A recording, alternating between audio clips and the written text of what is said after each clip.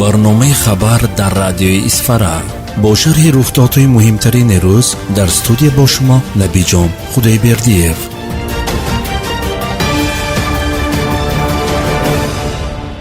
در کاخ فرهنگ شهر اسفره واخوری انتخاب کنندگان با نامزدها و شخصان با اعتماد آنها به منصب پرزیدنت جمهوری تاجیکستان از حزب اگراری تاجیکستان، حزب سوسیالیستی تاجیکستان، اتفاقهای کسبه مستقل تاجیکستان، اتفاق جوانان تاجیکستان، حزب خلقی دموکراتی تاجیکستان، حزب اصلاحات اقتصادی تاجیکستان و حزب کمونیستی تاجیکستان و معرفی برنامه‌های پیش از انتخاباتی آنها برگزار گردید. رئیس کمیسیون حوزه انتخاباتی اسفره 27 دلشاد رسولزاده ملاقات را آغاز نموده به شخصان با اعتماد و نامزدها به منصب پرزیدنت جمهوری تاجیکستان سخن داد. علاقمندی علم با استحصالات و زیاد نمودن معاش آموزگاران و بهتر کردن تعلیم و تربیت در مؤسسه های تعلیمی از جمله مسئله های می باشند که در برنامه پیش از انتخاباتی نامزد به منصب پرزیدنت جمهوری تاجیکستان از حزب سوسیالیستی تاجیکستان عبدالحلیم غفارزاده به طور واضح و روشن شرح داده شده است. تأمین نمودن فعالیت با نظام صاحبکاری توسط تشکیل مرکزهای خدمت رسانی به سرمایه گذاران و صاحبکاران در منطقه های کشور و ساده گردانیدن رسمیات پیشبرد فعالیت صاحبکاری از جمله تکمیل دادن نظام اجازت دهی و سنجش فعالیت سوبیکت های صاحبکاری در برنامه پیش از انتخاباتی نامزد به منصب پرزیدنت جمهوری تاجیکستان از اتفاقهای کسبه مستقل تاجیکستان، اتفاق جوانان تاجیکستان و حزب خلقی دموکراتی تاجیکستان امام علی رحمان موقع اساسی دارد. برنامه پیش از انتخاباتی نامزد به منصب پرزیدنت جمهوری تاجیکستان امام علی رحمان از جانب شخصی با اعتماد جمشید جورزاده معرفی کرده شد. معین یا تعیین نمودن فایز کمترین قرض‌های منزلسازی برای عائله‌های سرفرزند، دادن کمک پولی‌های مقصدناک از جانب بانک‌های مسئول دولتی، تأسیس فاند تندرستی، از جمله روانه کردن یک قسم درآمد مؤسسه های تندرستی از حساب خدمت رسانی پولکی با این فاند در برنامه نامزد به منصب پرزیدنت جمهوری تاجیکستان از حزب اصلاحات اقتصادی تاجیکستان رستم رحمتزاده مطرح گردیده است. مسئله با جای کار تامین نمودن زنان نیز در برنامه نامزد جایگاهی اساسی دارد. نامزد به منصب پرزیدنت جمهوری تاجیکستان از حزب کمونیستی تاجیکستان میراج عبداللهیف تشکیل نهاد دولتی و غیر دولتی برای کفالت تامینات سوزش فوری، نوری‌ها، تکنیک کشاورزی و قسم‌های احتیاطی با نرخ‌های دسترس بدون میانه‌رو را ضرور می‌شمارد و این مسئله در برنامه پیش از انتخاباتی اش نیز درج گردیده است. انتخاب کنندگان را با محتوای برنامه پیش از انتخاباتی نامزد شخصی با اعتماد قربانجان میرزایeva شناس نمود. به همین مانند ده‌ها مسئله دیگر در واخوری با انتخاب کنندگان مورد تحلیل و بررسی قرار گرفت. لازم به تأکید است که حل مسئله های مهم جامعه از جمله تأمین نمودن رشد استوار اقتصادی، صنعتی کنانی با سرعت، جاری کردن اقتصاد رقمی، استفاده عاقلانه ثروت های طبیعی، رشد نیروی انسانی و تحکیم ساحه های اجتماعی محتوای اساسی برنامه های پیش از انتخاباتی نامزدها به منصب پرزیدنت جمهوری تاجیکستان بوده. با عملی گردیدن هدف های معین شده زندگی مردم از این هم بهتر و خوبتر خواهد شد. 30 سپتامبر سال 2020 رئیس ولایت سوخت رجب بای احمدزاده به منطقه آزاد اقتصادی سوخت تشریف آورده رفت بنیاد یک زمره کارخانه‌های صنعتی را مورد توجه قرار داد. منطقه آزاد اقتصادی سوخت سال 2009 با مساحت عمومی 320 هکتار تأسیس داده شده در منطقه صنعتی جنوب و غرب شهر خوجند جایگیر است. در منطقه آزاد اقتصادی سوخت 29 سوبیکت به قید گرفته شده، از آن 13 عدد به فعالیت استحصالی و خدمت رسانی مشغولند. شماره صاحبکارانی که خواهش بنیاد کارخانه‌های صنعتی در منطقه را دارند تا رفت افزوده ایستاده است. مثلا صاحبکار آزاد محقول و تصمیم دارد که در منطقه آزاد اقتصادی کارخانه نو را بنیاد نماید. طور ضمنی بازدید رئیس ولایت اطلاع داده شد با تشبث این بانوی صاحبکار کارخانه کارکرد میوه خشک بنیاد شده ایستاده است. کارخانه نو دانه الماس نامگذاری شده آن طبق نقشه پیشکی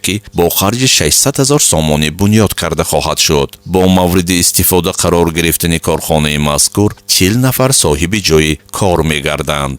раҷаб аҳмадзода иқдоми соҳибкорро дар самти расидан ба ҳадафи чоруми миллии саноати кунонӣ бо суръати кишвар муҳиму саривақти арзиёбӣ карда, изҳор дошт ки Тоҷикистон ватани меваҳои шаҳдбор аст ва бо коркарду бандобасти замонавии хушкмеваҳо метавон даромади хуб ба даст овард. Хушкмеваҳои Тоҷикистон дар бозорҳои минтақа харидорони сершумор дорад ва таъсиси боз як корхонаи коркарди мева омили зиёд шудани ҳаҷми содироти маҳсулот ба хориҷа хоҳад шуд. Сипас раиси вилоят аз ширкати муштараки тоҷики-туркии Арча Мебел боздид кард. Ширкат аз ҷумлаи корхонаҳоест ки фаъолияти назаррас дошта ба истеҳсоли мебел ва мизу курсиҳо барои муассисаҳои таълимӣ, тандурустӣ ва ташкилоту идораҳо машғул аст.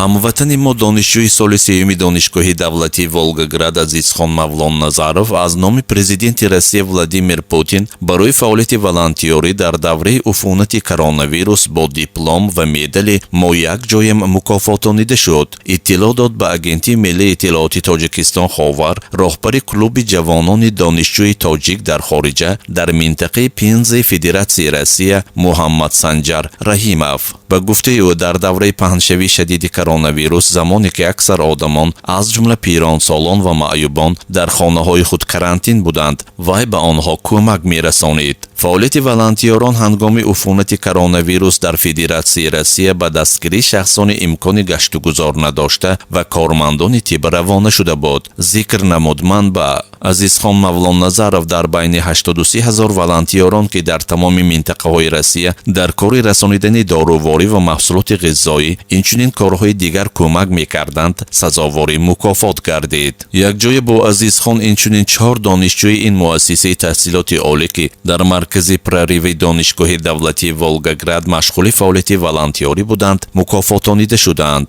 рӯйхати ҷавонони сазовори мукофотшуда аз тарафи агентии федералии кор бо ҷавонони Россия тасдиқ шуда буд.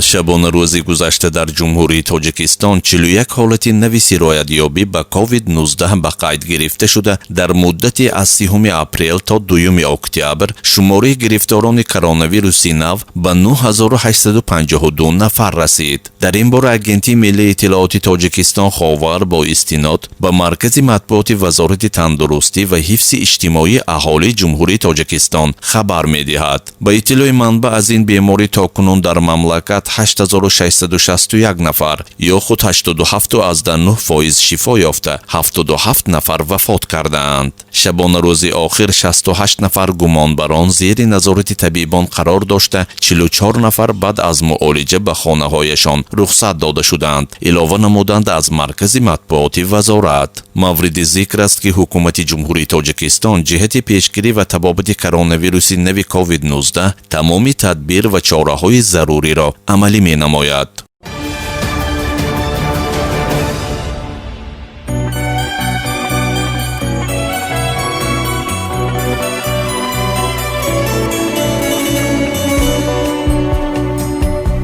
дар охир маълумот дар бораи вазъи обу ҳаво. имрӯз шанбе санаи 3 октябр дар Исфара ҳарорати ҳаво 17-19 дараҷа гарм шуда, шамол дар як сония бо суръати аз 1 то 3 метр мевазад. рутубатнокӣ 36-63% ва фишори атмосферӣ 695 миллиметри сутунчаи симобиро ташкил медиҳад. барои пагаҳ рӯзи якшанбе санаи 4 октябр аз ҷониби обу ҳавошиносон ҳавои камабри бебориш пешбинӣ шуда ва суръати шамол дар як сония аз 1 то ба 3 метр, рутубатнокӣ аз 29 то ба 71% ва фишори атмосферӣ ба 694-696 миллиметри сутунчаи симобӣ баробар мешавад. ҳарорати ҳаво шабона 9-11 дараҷа ва рӯзона то 18-20 дараҷа гарм хоҳад шуд. шунавандагони азиз, ин буд ҳамаи он иттилоъе ки то ин дам кормандони бахши хабарии радиои Исфара омода ва манзури шумо гардониданд. гуфторҳои дигари моро пайгирӣ намоед.